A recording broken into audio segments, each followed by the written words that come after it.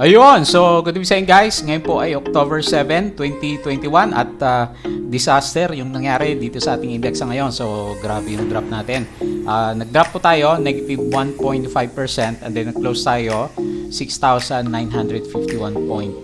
So merong ininda yung market po natin kaya biglang ang lakas ng kanyang drop or possibly profit taking lang po ng mga foreign investors kasi yung mga runners natin, yung mga nagpaakyat dito sa 7,000 levels natin, sabi nga natin kahapon is puro nasa overbought condition. So makita nyo naman, karamihan po ng nagpabagsak is talaga yung mga blue chips po natin na yun nga sinasabi natin runners, especially si Converge ICT kasi nag-drop siya ng more than 14% for the day naman. So very very big po yung yung drop niya. So tingnan natin mamaya kung bakit binenta siya ng ating mga investors naman. Ayan. So anyway, not so good. Akala ko okay na nung umaga kasi 'di ba nakita mo naman green yung index tapos after a few hours biglang nagkaroon ng sell off dito sa ating market. Tinitignan ko naman yung yung global market natin. 'Di ba kahapon okay naman si US, green kaya nga nung open tayo is green naman siya. Pero siguro malakas lang talaga yung profit taking at then hindi natin alam kung whale moves ba yan kasi kung mapapasin nyo, 'di ba, madalas nating banggitin hindi nagja-jibe yung yung price action saka yung net foreign buying. So ngayon, ang lakas ng net foreign selling natin, 'di ba? So more than 1.4 billion yata yung net foreign selling natin for the day naman. Okay? So tingnan po natin ano nangyari sa mga stocks natin. So pag-usapan po natin si Converge. So nanguna po siya kasi siya yung pinakamalakas yung drop. ASN nag-drop to pero nag-rebound naman siya. Si Wilcon, profit taking din si Wilcon pero since meron po siyang good news with regards po sa inclusion sa blue chips, nakaya naman niya. So nag-stay naman siya. Kung nakasakay ka kahapon sa kanya, actually ang ganda kasi umakyat siya ng more than 25%. So nagulat din ako kasi ang bigat nitong si Wilcon pero nakayang pataasin po yung kanyang price action. Si dito natin, profit taking, FGen. So galawang emperador yata to, di ba? Tinatapon siya ng mga foreign investors kasi nga natanggal po dun sa ating blue chips. Then si Jollibee natin, nagkaroon na po siya finally ng breakout sa kanyang konso. And then si Mondi natin, nagkaroon din siya ng profit taking. So nagsabay-sabay. And then majority po ng blue chips is talaga binuhusan po ng ating mga foreign investors naman. Okay? So kung bako lang guys dito sa ating trading channel, so sabi ko sa inyo, disclaimer, for educational purposes lang po yung nilalagay natin na discussions. So yung mga lahat po nandito sa video natin is wag na wag mo pong gagamitin para reason mo para mag-buy, sell, or hold the mga stock. So, for education purposes, tignan mo na lang, may catalyst ba siya. Pero, yung decision is ikaw pa rin po yung magde-decide. Kasi sabi nga natin, be responsible po sa mga trades natin. And then, alam mo naman, lagi pong may risk dito sa ating investment dito sa stock market. Diba sabi natin, lagi tayong may risk management naman sa kanya. Okay? And then, kung bago ka lang guys dito sa ating trading channel, so please don't forget to subscribe nga para updated ka po dito sa mga vlogs natin. And then, sabi ko sa inyo guys, is always open dito sa YouTube natin yung ating membership button doon sa mga gustong sumali doon po sa ating trading community naman. So, kung gusto mo yan, so i-click mo and then message mo po ako doon sa aking Facebook account. Isasama po kita doon sa ating trading community. Or sabi ko sa inyo, kaya inaano kita na mag-subscribe dito sa ating channel para updated ka po dito sa mga reviews natin. At least, alam mo yung mga basic na nangyari sa mga stocks natin, especially dito sa mga trending stocks. So, meron din tayong company reviews sa kanya, meron tayong mga sample trades, yung mga textbook style na sample trades natin, yung ating basic indicators, technical analysis, so yung mga charting po na ginagamit natin. So, kung nag-drop yung stocks natin, ibig sabihin meron siyang sinasabi, di ba? So pwede yan dito sa mga candlesticks study kung medyo nag-start ka pa lang dito sa ating stock market. So yung fundamentals natin, sabi nga natin, kahit umarangkada yung mga stocks natin is lalagyan po natin siya ng risk management kasi nga yan, kagaya niyan, hindi mo alam, bigla na lang magkakaroon ng correction po dito sa ating market. And then sabi ko sa inyo guys, kung curious ka dun sa isang channel natin, so i-follow mo po ako dito sa ating Palaboy Trader, crypto ko to. So ito kasi yung sabi nga sa inyo, ito yung pinaka-trend ng direction po ng ating mga Filipino na gamers, ayan, Philippine gamers po natin, kasi nga marami po yung interested dito sa mga nire-reviews po natin related sa mga play to earn games, NFT games. Ayan, so i-check mo po yan kung medyo curious ka, kasi last time ang direction natin is trading about sa cryptocurrencies, which is okay naman yung trading ngayon, di ba? Kasi maganda po yung galaw ni Bitcoin naman natin. Ayan, so kung sabi ko sa iyo, interested ka, is i-check mo po tong channel natin na to. And then, i-browse mo na lang po kung ano yung mga available na infos naman dyan. Or follow mo lang ako din dito sa aking mga social media, dito sa ating Facebook account na Palabi Trader. So, kahapon, kagabi pala, hinabol natin yung news ni Wilcon, which is, yun nga, expectation natin.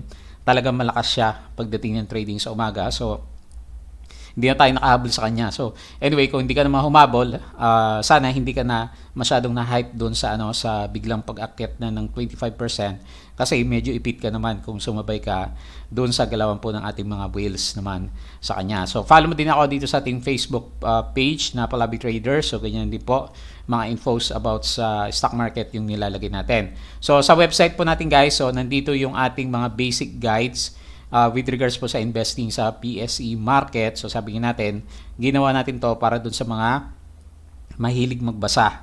Yan. So kung articles po yung gusto nyo is pwede po dito sa ating Bodega Pick, and then madalas nating updates is yung ating mga news related sa mga stocks. So kung meron akong time, ayan, nakapaglagay po, pero pag wala, ayan, so sa ibang araw na lang natin i-updates. Pero anyway, yung pinaka-core natin dito is yung mga learnings about sa stock markets naman natin. Okay? So, tingin tayo sa ating Twitter. So, dito naman, nagre-retweet po tayo ng mga infos related po sa mga stocks. So, ito din, mahalaga din siya kasi nahahanap natin kung ano yung mga possible na catalyst, bakit biglang umakyat yung mga stocks. So, para logical yung, yung reasoning natin, alam natin kung bakit gumagalaw yung ating mga stocks naman. Okay? So, tingnan natin yung mga informations na nandito ngayon sa kanya. So, mababa pa rin guys yung COVID cases natin, 10,000. So, very good. So, mukhang tugma doon sa sinasabi nga po ng ating Octa Research Group na yung ating replication ng virus is 0.76 kung hindi ako nagkakamali. So, medyo mababa na po siya. So, normally pag above 1, mabilis yung kanyang replication. Pero dahil below 1 siya, so, ayan, bumabagsak po yung yung COVID cases. So, ang tanong na lang, yung critical ills, yung mga hospital utilization naman. So, hindi kasi kasama dito sa mga infos na nababasa naman natin sa kanya. Pero, nonetheless, okay pa rin po yan. Nagda-drop po yung overall COVID cases sa Pilipinas naman natin. Ayan. So, may catalyst ulit yata si AC natin. So, hindi na siya naubusan. Ayan. Ayala-led AC Energy said is 150 megawatt diesel power plant in Pililla, Rizal has gone online on Wednesday. Ayan. So, bago na naman to guys. So, kaya diretso din yung galaw niya. Kaya nakita nyo naman, nag-pullback siya and then nag-rebound din itong si AC Energy. Kasi fundamental wise, okay naman po siya. Rojas and Company Incorporated, ayan, so nagpaparamdam si RCI. Gumalaw yata to kahapon, di ba? Subsidiaries of listed firm, Rojas and Company, RCI are seen to benefit from higher demand. Ayan, so remains to be seen kasi yung fundamentals niya hindi naman masyadong maganda. Ayan, si Globe expects double-digit growth in 5G. Ayan, so ang dami niyang ang dami niyang very good news, di ba? So si GCash, and then ito yung kanyang ibang internet business. So nag-expand din po itong si Globe naman natin. Call Financial Wilcon to be included in the PSE index, which is yun nga po yung kinover natin is by October 11 po yan. Papasok si Wilcon sa ating PSE market o blue chip index. Ayan, economy oil retreats from multi-year highs. So, banking sector, BSP proposes 3% RRR on digital bank. So, mapapansin mo yung banking yata natin yung maganda yung galaw ngayon. So, tingnan natin yung overall picture. And then, more firms seen launching REITs. So, sino kaya? So, hindi ko pa nabasa to guys. So, pwede natin bisitahin to. Article po ni Business World Online para malaman natin yan. Macro Asia, it confirmed news article entitled Lufthansa Technique pursues 40 million fourth PH hangar project naman natin. So, hindi pa natin masyadong ramdam pero nagbe-breakout itong si Macro Asia po natin. KKR hikes stake in FGen to 19.9%. Ayan. So, maganda pag-usapan tong nangyari kay FGen, 'di ba? Binenta siya ng mga foreign investors, which is anticipated natin parang yung nangyari kay na Emperador at saka sa yung pa ba yung isang stock natin na tinanggal sa ating blue chip index is nagbagsakan din. And then later on, since yun nga, yung fundamentals niya is okay naman, bumabalik din po yung kanyang price action. So magandang abangan tong si FGen yata. Tingnan po natin yan. AC Energy Corporation, ayan, so ito na nga, Pililla Rizal. Rockwell Land declares cash dividend. Ayan, so tingnan po natin si Rockwell. Megaworld to build 98 billion township in Bulacan. Ayan, so ang daming project ni Megaworld. Merrimart, ayan, so hindi masyadong pinansin si Merrimart. Mbox Smart Lockers begins roll out. Mbox 2030 goal of 5,000 Smart Lockers network is expected to significantly increase Merrimart's growth, relevance and market penetration across consumers nationwide. So nasa na kaya yung warehouse nitong si Merrimart natin? CLI, the board approved the executive stock option plan. Ayan, may stock option siya. Ano ba tong, ba't natin yung sama to? Ito pala, may good news siya. Pilot of face-to-face. Ayan, so very good to guys sa reopening ng ating economy. Kaya nga nagtataka ako, bakit hindi umakyat yung ibang blue chips, di ba? Tapos ngayon, syempre natapos na yung run up ng mga blue chips natin na magaganda, yung mga tuloy-tuloy last time kagaya ni Converge. Hindi pa rin gumagalaw yung iba, di ba? So anyway, tingnan natin. Ano kayong ayaw ng mga investors dito sa ating Philippine market? Ayan, PSCI rises to 7,000 level on lower COVID cases. So same tayo ng analysis kay Business World Online kahapon. SMC, RSA clarifies Pasig Expressway project will not impact any heritage site. So ito pala yung showstopper dun sa project ni SMC natin. BSP or BPI disclosed that the BSP approved the merger with its unit, BPI Family Savings Bank. Good yan. Wilcon, FGen. Wilcon is set to replace FGen in PSEI due to company's tender offer exercise with US-based private equity firm Kohlberg Kravis Roberts or yung KKR naman natin. Ayan, so Telglo Smart Telecommunications sought clarification from NTC about the delayed implementation of the number porting service of Globe. Ayan, so may issue pala yon. So Globe expects to sustain 5G double-digit growth in next few years. Ayan, so ito yung hinabol natin na article kahapon naman sa kanya. Ayan, so tapos ang dami pa rin natin nakikita na guys. So tingnan mo, dumarating pa rin po yung ating mga vaccines. Ayan, so meron na namang galing at dumating nga po siya. So ito rin, just in 1 million doses of government procured Pfizer COVID-19 vaccine arrived at NAIA Terminal 3 around 9 PM Wednesday. Kaya nga tataka ako bakit binubuhusan pa rin si di ba, si PSEI natin. Ayan, so galing sa ating to Trade Asia, ICT units, UPS Block in Pakistan Container Terminal, ICT Mauritius acquired additional 7.15% stake. So nabasa natin kahapon. Bulacan Urban Township galing kay Meg. So nasabi natin kanina si Wilcon, si ASN. Ayan, so yan na po yung yung kanina umaga na pinaka-update naman natin sa kanya. Okay, so yun po yung mga news natin, major news dun sa ating mga stocks. And then, dito tayo sa ating Patreon. Ayan, guys. So, open pa rin, guys. So, until siguro mga Wednesday next week, bubuksan ko yung, yung Patreon natin. So, dun po sa mga gusto ng guide dito sa ating stock market. So, open po yung ating Patreon. So, may few, sabi ko sa inyo, may few slots pa naman. Check mo na lang. Pero, close ko na po yan by Wednesday or Thursday next week. So, kung gusto mong tignan, kung gusto mo ng guide or studies dito sa ating stock market, so pwede po siguro ako makatulong sa inyo para maayos natin yung port mo kung medyo hindi maganda yung galaw niya. So, pwede naman pag-aralan po natin yung yung kung bakit ganun yung nangyari sa mga tradings natin. So, pwede po yan yung mga maitulong ko dito sa ating Patreon naman. So, i-check mo na lang po. Sabihin natin, bukas pa naman siya.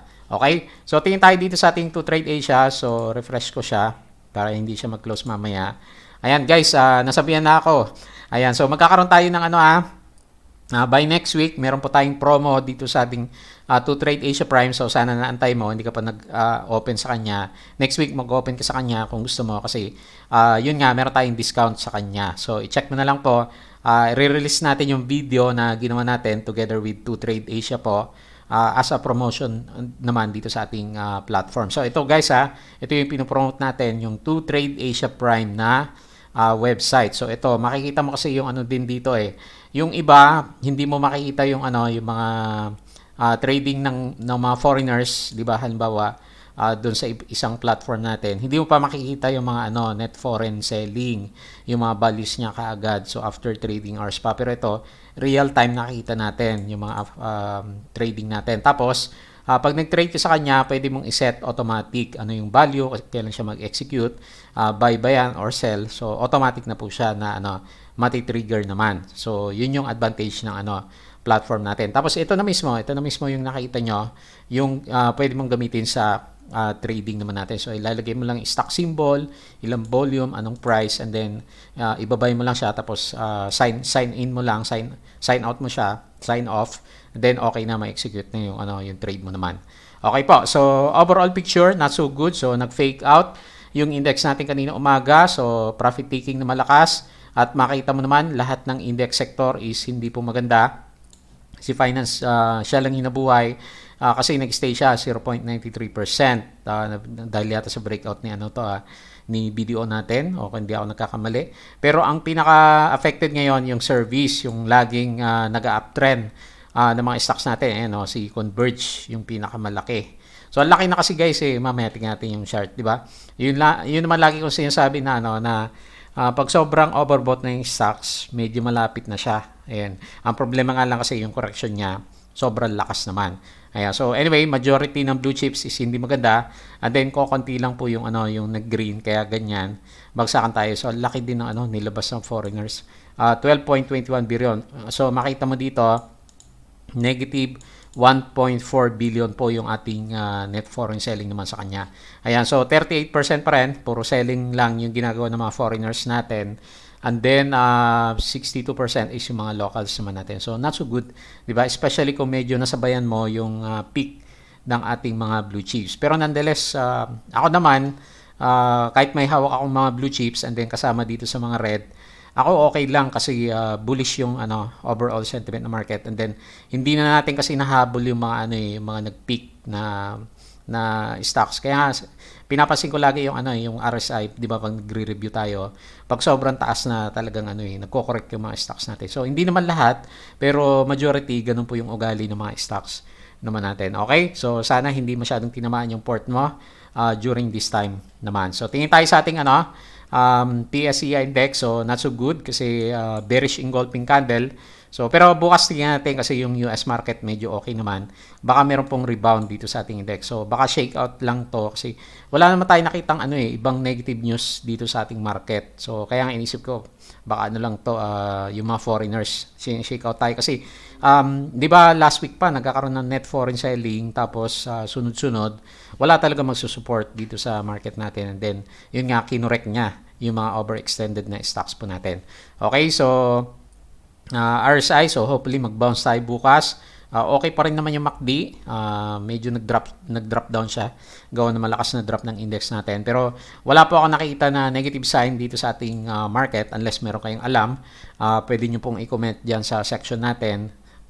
Pero tingin ko is bullish pa rin naman yung ano yung market. Yun nga lang, kailangan natin talaga ng foreigner para po ma-sustain yung uptrend direction po ng ating markets naman. Okay? So COVID cases, so okay, kaya sabi ko nga but bumagsak ng sobrang lakas si ano PSEI. Ayan. So 12,000 cases kahapon, and then or rather 9,000 cases. So pabagsak yung 7-day average, tapos ngayon is 10,000 cases naman tayo. So and then tinitingnan ko yung ano yung ating US market. Ayun okay na sila kahapon, okay. Tapos ngayon okay din. Tapos pag tumingin ka, siyempre sa Europe sasabayan.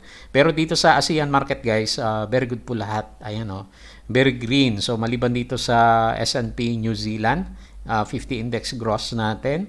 Pero the rest, ang tataas, si China nga, si Hong Kong, nagkaroon siya ng 3.07%. So, actually, globally, okay po yung markets naman natin. So, nangyari lang yun nung sabay-sabay na nag-announce yung mga presidential candidates natin. Ewan ko kung may connection. Pero hopefully, wala naman. Siguro talagang profit taking lang po yung nangyari naman sa kanya. Cryptocurrency, ayan. So, Bitcoin, 54K. So, nag-correct na po siya. Di ba kahapon, ang taas niya. 59K ba? Tama ba? Yung nabasa natin sa kanya. Pero the rest, okay pa rin naman, di ba? Mataas pa rin, si XLM. 14.7%. Shiba, nag-retweet na naman daw si Elon Musk, ayan, 45%. Grabe, no? So dapat tinitingnan din ng SEC ng US, ayan, kasi malaki yung epekto talaga ni Elon Musk dito po sa ating mga cryptocurrencies naman. Okay po. So yun po yung overall picture ng ating market. So wala tayong makitang negative news. So locals lang po, or siguro yung mga investors dito sa ating PSE markets naman. So tingin tayo sa ating mga trending stocks. Unahin natin si Converge kasi medyo malakas po yung kanyang yung buhos. Ayan, so Converge ICT. Ayan, so grabe naman yung ginawa sa kanya. So talagang kumbaga pinainan yung mga nandun sa taas. So siguro nang nakita ng iba na pawala na yung mga gains nila, sumunod na rin sa agos ng sell off dito kay Converge natin. Tingnan natin yung galawan niya. Buyers sa sellers. Sino kayang foreigners yung nagbenta? So laki halos, di ba yung net foreign selling natin is negative 1.4 billion. So majority nandito po kay Converge ICT. So nag-sell off yung negative 624 million. So mga big funds yan guys. Macquarie, ayun Macquarie, Salisbury, CLSA, ayan. So si UBS andyan na naman, nang bubuo siya, and then hindi kinaya ni Cole Timson at saka ni Abacus natin kasi majority naman nito Cole Timson, mga locals yan, di ba? Si Abacus wala din siya. So mga locals lang, so hindi kakayanin ng locals. Ang laki po niyan, negative 624 million. Kaya nag-close down siya, negative 14.77%. So ano expectin natin bukas? Hopefully guys, kaya niya yung MA20. Kasi kung hindi, 'di ba, usapan natin ang next support niya, pwede mong i-adjust. Nandito siya sa area na to, mga 35.6, which is malapit na rin lang naman. So hopefully mag-bounce siya bukas kasi medyo exaggerated naman yung 14% kaagad sa kanya, pero tignan po natin bukas So alam mo na siguro yung pinaka main catalyst bakit binagsak itong si Converge. So ang isa yung nakita ko guys is natural na reaction ng market kasi yung overbought condition natin, di ba, pinag-usapan natin kahapon, sobrang taas. Ang taas na niya nasa di ba, above 85% or umabot pa nga 90% yata to. Yung pinaka-peak niya, di ba? Nung umabot tayo dito sa 45 peso level. So talagang ganyan, magko-correct yung mga stocks natin. Especially malaki yung kinita nila dito sa run up na to. Ayan, so hindi na ako nakasabay dito guys kasi nga na-shake out ako dito sa area na to, dito sa support. Hindi naman ako nakapag-buy back noong nagkaroon tayo ng additional na breakout. Kasi nga tinitingnan ko ang tagal na dito sa overbought condition. Pero ngayon nag-correct na siya ng malakas. So hopefully bukas kahit mag-shake out tong si Converge, meron na siyang bounce. Kasi ang laki na medyo nakalabas na po karamihan ng mga foreign investors naman natin. So yung pinaka-catalyst pala, yan, munti ko na makalimutan. Ito yung sinasabi ng mga guys, mga nakita natin na info diyan sa Investa. So medyo matagal na tong disclosure na to. Pero meron kasing lock-up period, 'di ba, yung isang stocks natin na nag-IPO. So normally 6 months, 'di ba? 6 months ba?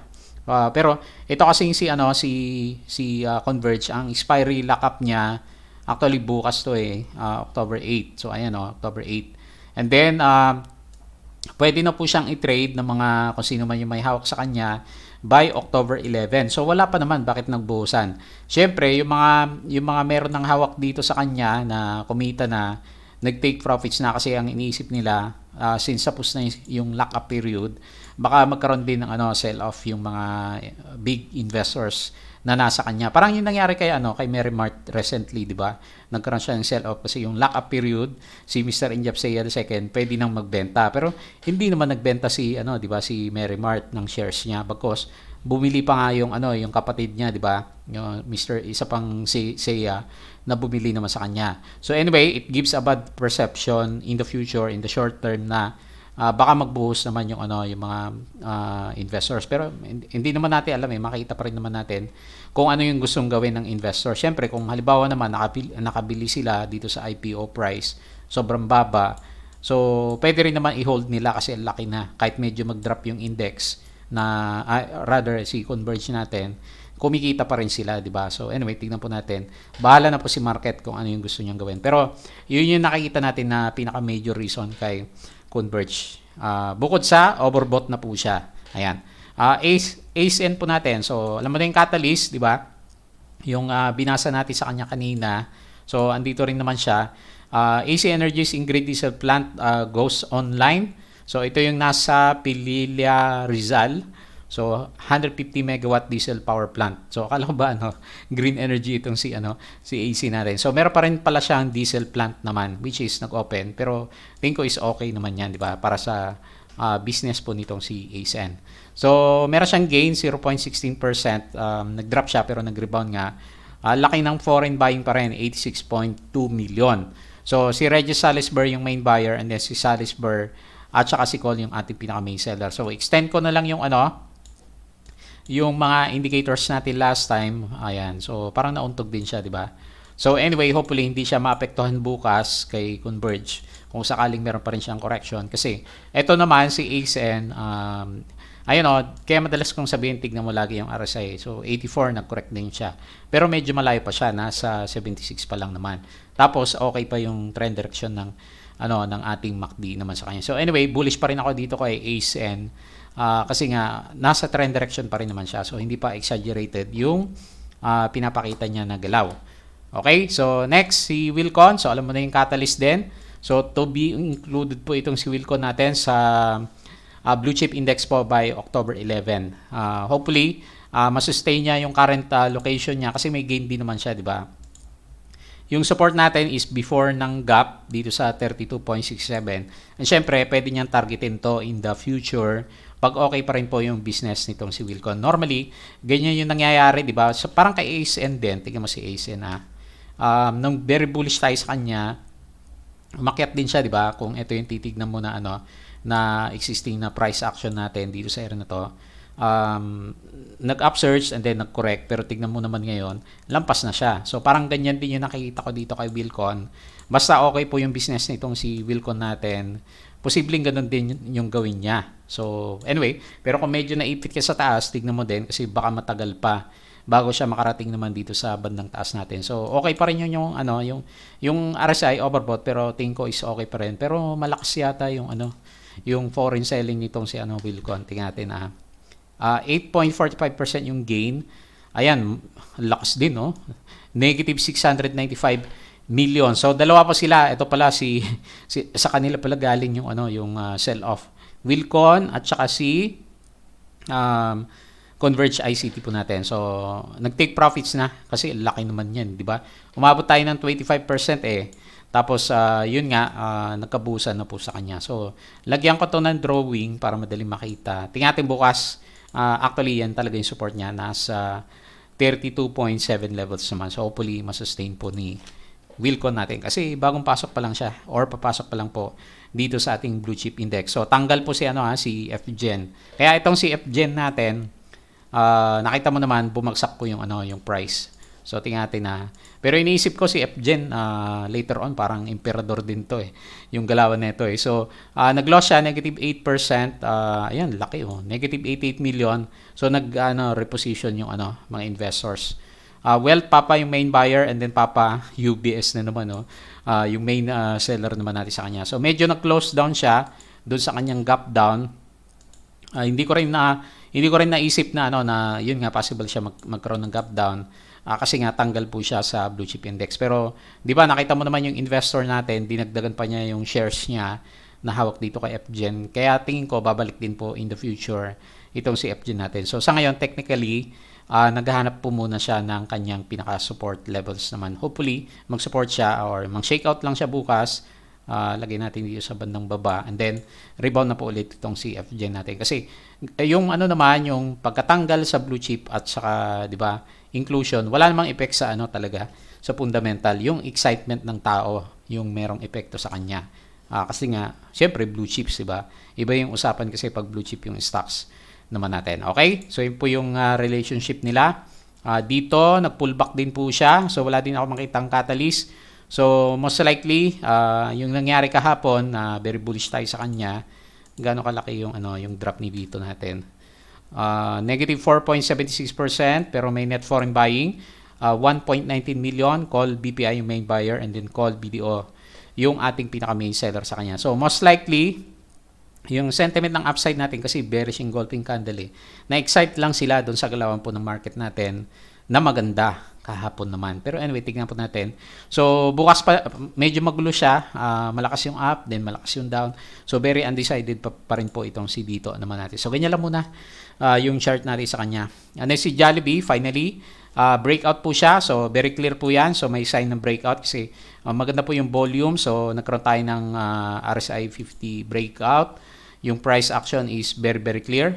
Breakout sa Conso. So, hopefully, bukas or for the coming few days, retest natin yung 218 levels naman. So, kung medyo bullish ka, pwede dito sa 220. Pero dyan lang muna, 217, 218. Pwede ng target yan kung hawak mo po itong si Jollibee. Or kung gusto mo naman, lagyan mo siya ng trend channel na malaki. Parang kay DMC, di ba, yung galaw niya. So, kung medyo bullish ka, pwede mong i-adjust dito sa taas. Pero pag hindi, pwede rin naman dito, which is possible magtutugma later on dito sa 219 level. So, yung pinaka-catalyst, meron naman siyang binuksan na store. Jollibee to open 3 new stores in Europe before year ends. Ayan. So, meron pong news dito si I Want TFC, si Ma'am, nakalimutan ko yung pangalan niya. So, anyway, yan. So, yung ENC Anchor naman natin. Okay po. So, magandang galaw nitong si Jollibee. Congrats doon sa mga hindi na shake out sa kanyang Conso. So, may gain siya. 3.35%. Ayan, laki. 219 million. Ayan. So, nandiyan po yung mga investors. UBS, andito si UBS. So, siguro na after niya mag-sell off kay LTG, nandito siya. UBS, SB Equity, main buyer, call BPI, yung ating pinaka-main seller naman sa kanya. And then, lastly, Monde. So, di ba bumagsak din ito si Monde. Okay na sana nung umaga si Monde, no? Pero nasama lang po siya sa sentiment. Pero malakas din yung malakas din yata yung net foreign.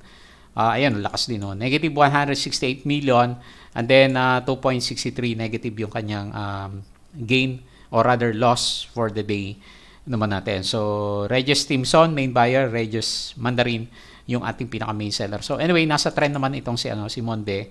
Wait na lang natin kung kaya niyan. So, nag-break na pala. Meron pala siyang medyo bad sign dito sa indicators natin. So, pabagsak yung ating indicators, medyo mahina.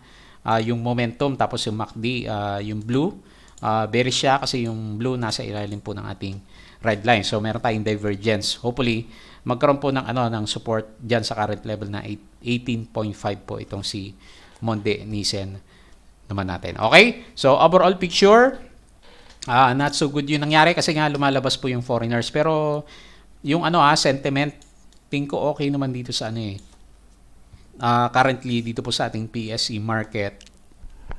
Talagang malakas lang po yung profit taking ng ating mga foreign investors. So hopefully, hindi tayo ma-shake out or hindi ako ma-shake out sa kanya kasi hindi naman ako bearish sa market condition ngayon. Actually, bullish nga ako kasi nga yung ating election campaign is ongoing na po, di ba?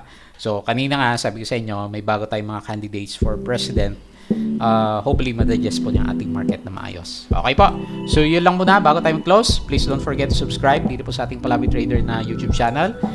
Crypto ko to. Sabi ko sa inyo guys, kung medyo curious ka, i-check mo yung laman neto.